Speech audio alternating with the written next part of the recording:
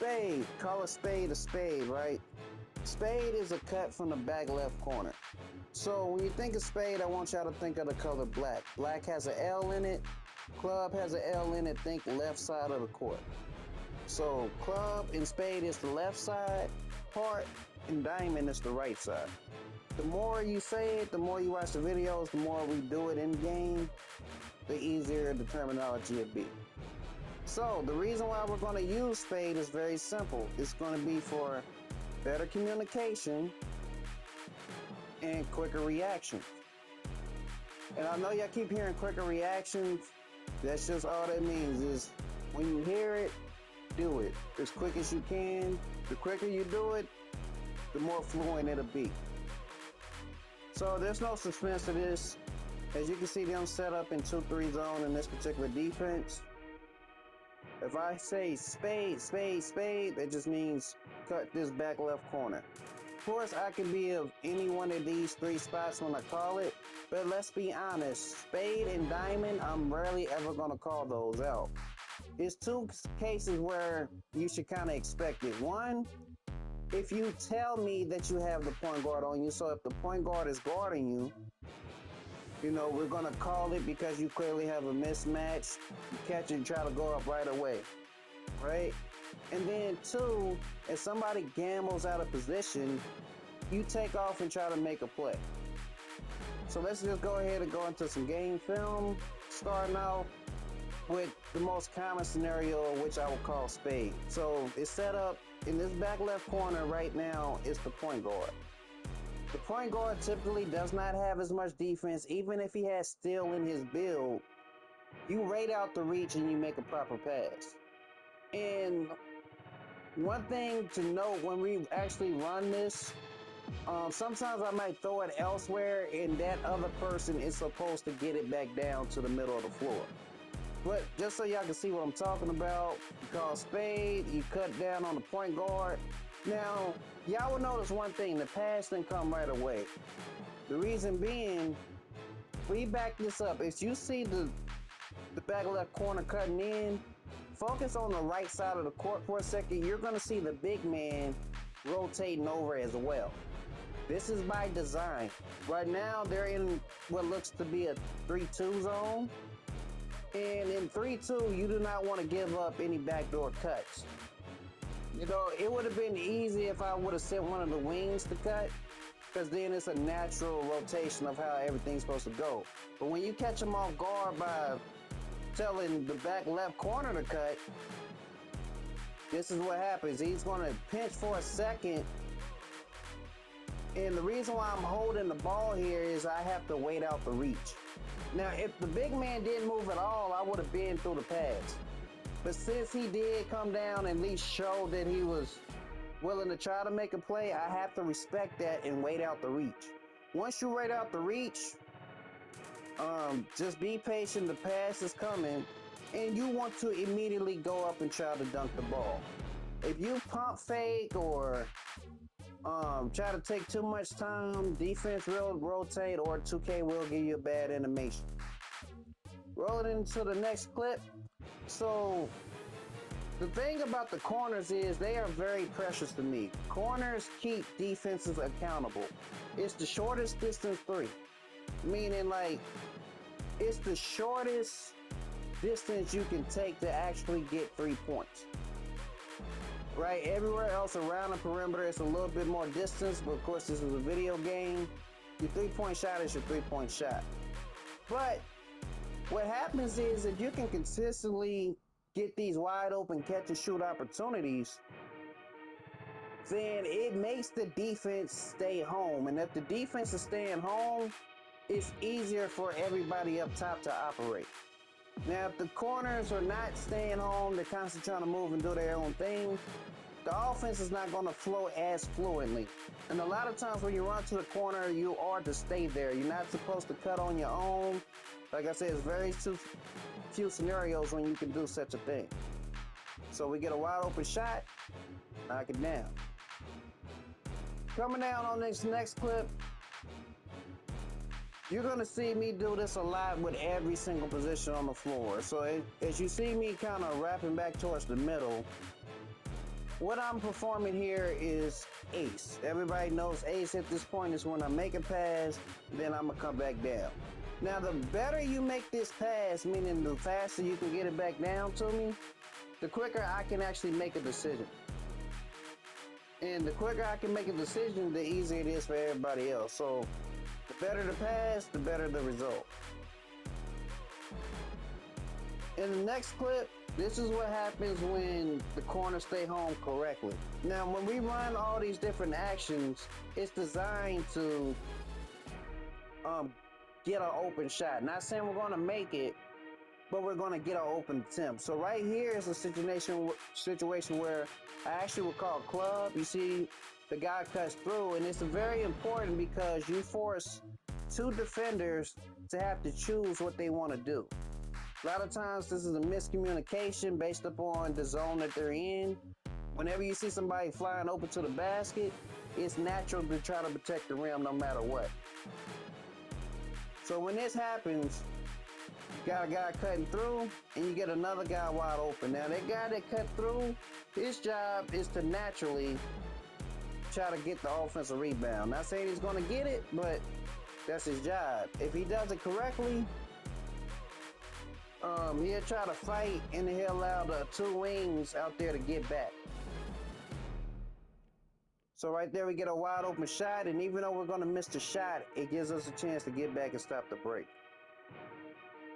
So next, a similar situation, a little bit of a difference, right? So right here, I'm going to have D-Mac go through, and on this action, what I would like to see happen is the person in the corner actually rotate to the wing to allow D-Mac to have the corner, right? Because I never want people to like cut somewhere and then rotate to the same spot. You want to make the defense move. But seeing how they're in 2-3, a lot of times you get to pick on the center. This guy right here. And because right now in this scenario, he's responsible for this back left corner, you can pick on him by threatening to drive and just simply kicking it to the corner. So as D-Mac relocates back to the wing, I'm going to drive down. Of course, it looks like I have a wide open layup. So what happens? The big man naturally commits. When he naturally commits, you just kick it to the corner, right? He's too slow to recover, and he does not have as much perimeter defense to get a proper contest. Therefore, you get a wide open shot, you knock it down. That's why it's important for them corners to stay home. So next, it's a situation where I will pass the ball, as you can see right here. I'm going to back it up a little bit. I might just throw it to the corner, especially if it's some type of score, either like Loco or Savage. Just somebody that can create their own bucket. I like to throw it to them, let them have the mismatch and run out the corners and score. But not all the time is that going to be the case. But sometimes you can be a playmaker and it'll create a swing scenario. So in this particular situation, as I get a ball to Savage, I always try to perform ace, and I do one of two things. Either I'm going to go all the way down to try to catch it and finish it, or if I see you going to the bucket, I will back out. Or if the defender guards it properly, I will also dex back out so that you don't have to worry about committing a turnover. So in this situation, I started to perform ace, I dex back out, and right here it creates a swing scenario. Now on the swing scenario is very simple. The ball is going to swing one way, and of course, right now this looks wide open, but upon gathering in the catch, you have watched the natural rotation of number 12 coming over here to me. So even if I wanted to shoot this, yes, it's possibly open, but I'm not the best shooter. So what you do is you swing, and then you swing to the next open man. The reason why I knew the corner was going to be open as opposed to the wing is because it's a natural rotation. If he rotates over, somebody has to pick up his man. This is the trust part of defense. It's something I also expect my team to do as well. So you swing here, swing to the corner to a wide open shot. Goose is a phenomenal shooter as opposed to me. Easy day. So next is a situation where we're going to try to get the offensive rebound, and these next two plays are going to seem fairly similar, but this is why it's so important for the corner, right? So we get a shot here, and I'm going to go up and snatch the offensive rebound. The first place I'm going to look to is the corners. It's the shortest distance three, therefore, when I get the offensive rebound, it's the shortest distance pass to make. A lot of times teams break, leaving this open, and we already have things in place for if that shooter misses the shot, for us to properly get back on defense. So with that being said, you take it, kick it. This guy has to be ready to shoot it, because defenses will try to recover, but be confident, knock it down. Now this next shot play is pretty much similar, but I just want to point out a couple of things. So we get a wide open shot. I'm down here with the point guard. I have more offensive rebound than him. So I'm going to get it and kick it to the corner. Now, as I'm kicking this ball to the corner, I have created a swing scenario or just a catch and shoot scenario. More often than not, if you catch it wide open, just go ahead and take the jump shot. You don't have to worry about it. But if you do see the defense recover, it's your job in the corner to take your time and make a correct decision. I don't want you to take it and then swing right up here to the wing, because I guarantee you, as we roll this playthrough, it's a defender coming back to flank the wing, right? A lot of times the swing is going to be me swinging it to the corner and the corner swinging it to the other corner, right? If that's not available, then just simply wait for us to reset and we can go from there. But of course, if you catch it wide open, shoot it with confidence, knock it down. So next, here's why I never want to take a center and bring them to the basket. And this happens too often. Sometimes people try to do their own thing. So right here, Jamaica's going to cut back door, right? He's going to perform Spade.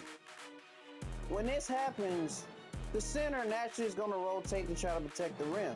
Now, on this particular play, you're going to see Jamaica didn't technically do anything wrong. It's just a contest from a guy that probably has 99 99 interior or 99 block. That's all this is. Centers get better animations. This is why I never try to drag them to the basket. Now, the way some teams play 2-3, that back line cut will be open. But I'll explain that in another video as to what I'm looking at when I'm telling that back line to cut. But like I told y'all before, it's very rare where I'm ever going to call Spade or Diamond just out the blue. So right there, you see the defender made a great play. That is what it is. Now, this next thing is very advanced, all right? It's something we did a lot because typically the players I make are not three-point shooters. So I used to do this from the mid-range a lot,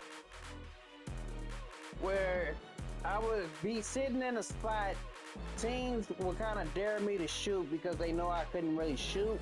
But I am a confident shooter. I will take it if I'm open, or I take it if I have somebody get the offensive rebound.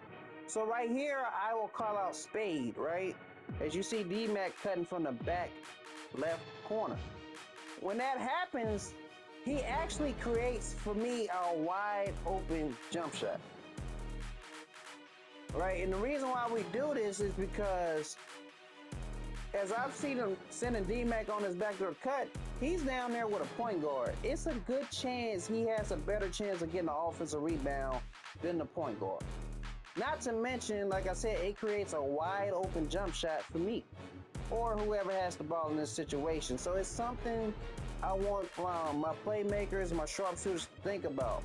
If you send somebody on the open backdoor cut and they back off of you, this shot is wide open. And then the last thing I want to go over is very advanced as well. So right here, Jamaica gets a wide open jump shot, right? And we have things in place. Of course, I'm shooting down for the offensive rebound. Strap is going to get back, and as Jamaica releases this ball, he's going to try to get back. So a lot of times what we like to do is if we see somebody that wide open, we don't think anybody's going to miss wide open shots. That's why people are on the team, because they're able to make the plays. So we get a wide open shot. Right here, you can tell that he's going to miss it because I'm in Mamba and you can see the cursor. But you already see Loco getting back. And like I said, a lot of times I like them to just sit corner. But if they're getting back, it's because they have confidence that that wide open jump shot is going in. At the same time, if you have the IQ and the ability, you can flank for an offensive rebound as D-Mac will and try to get an easy putback or just a simple offensive rebound. But again, this is very advanced. Some people have this, some people don't. But D-Mac is going to jump up, snatch the offensive rebound from me, and dunk it home. So hopefully by now, with all the other different videos, everybody's starting to get down the terminology. If you have any questions, just ask. I feel free to answer. And again, we will use these terms